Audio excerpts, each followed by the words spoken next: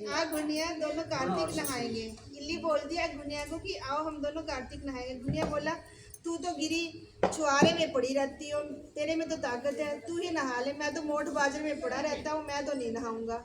मैं तो हरा भरा सिट्टा खाऊंगा, ठंडा ठंडा पानी पीऊंगा। फिर इल्ली तो रोजाना राजा की बाई के पल्ले में लगकर रहा आती और गुनिया नहीं जाता। कार्तिक उतरते ही पूर्णिमा को दोनों मर गए। इल्ली कार्तिक नहाई थी इसलिए उसने राजा के घर जन्म लिया, राजकुमारी बनी, और गुनिया राजा के घर मेढक बन गया। फिर राजकुमारी का ब्याह रचाया गया और जब विदा का समय आया तो राजकुमारी का बैल रुक गया। तो राजा रानी ने पूछा कि बैल क्यों रुका, तेरे को क्या चाहिए मांग ले। तब राजकुमारी बोली कि मेरे को मेढक सोने की सांकल में बांधकर मेरे रथ के पीछे बांध दो। सबने कहा राजकुमारी मेढक क्या मांगा, तेरे को कुछ धन और चाहिए तो ले ले।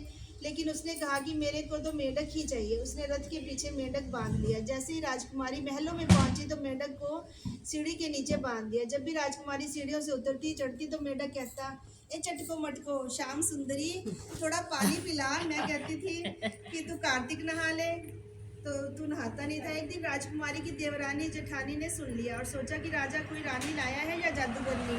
उन्होंने राजकुमार से कहा कि तू रानी लाया है या जादूगरनी जो आदमियों से तो बात नहीं करती और जानवरों से बात करती है। राजा ने कहा कि जब तक आंखों से नहीं देखूं मानूंगा नहीं। एक दिन राजा छुपकर बैठ गया।